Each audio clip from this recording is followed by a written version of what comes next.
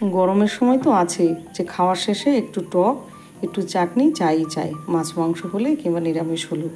কিন্তু শীতকালেও আপনি মাছ মাংস খাওয়ার পরে কিন্তু একটু চাটনির জন্য শেষ পথে আপনার হৃদয় কিন্তু টনটন করবে।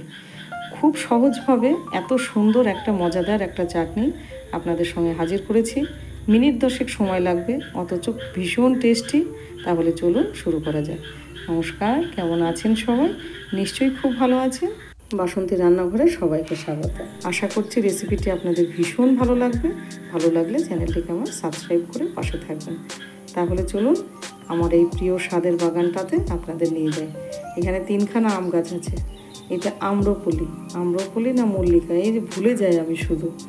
এই গাছগুলো দেখেন কি সুন্দর, নিজের গাছে একটা ফল ধরলে তার একটা আনন্দই আলাদা। এই 4খানা আম পারলাম দেখে, ছোট ছোট দেখে।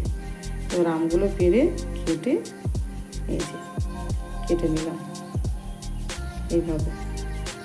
তাহলে চলুন শুরু করা যাক আমাদের পর্বটি।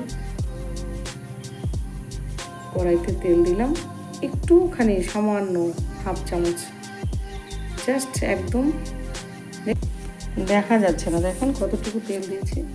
এবার আমটা দিয়ে দেবো, আমটা দিয়ে একটু নাড়াচাড়া করে নেব। এত সহজে এত সুন্দর একটা চাটনি হয়। এটা চাটনি বলেন, আমের টক বলেন। দিলাম একটু নুন, একটু হলুদ। এটা একদম পাতলা জলের মতো, আমের টকও বলতে পারেন এটা।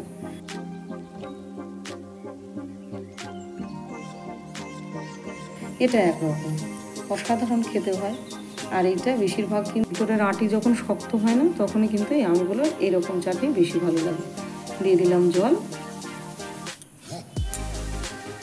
খুব ভালো লাগে খুব।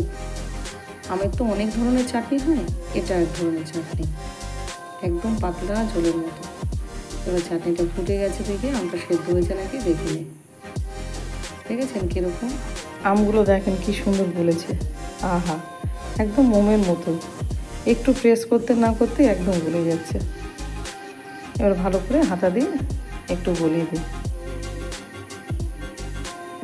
জলের মতো পাতলা হবে চাটনিটা, আর অসাধারণ খেতে হয়, টেস্ট। এবার দেবো চিনি। চিনিটা দিয়ে মিনিট 5 ফুটতে দেবো।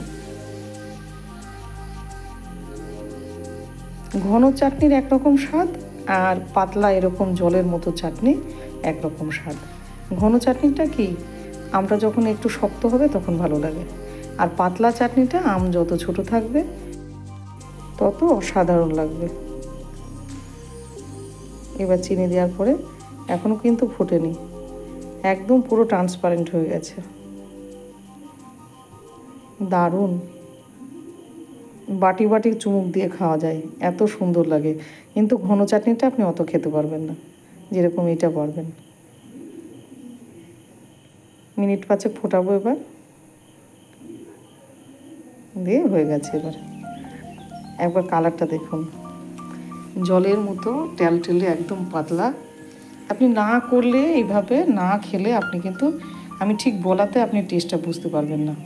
ঘন চাটনি তো খানই সব সময়। এই চাটনি যখন তৈরি হচ্ছে, আপনি চেহারা দেখে কিন্তু স্বাদের আন্দাজ করতে পারবেন না যতক্ষণ নিজে আপনি না করবেন।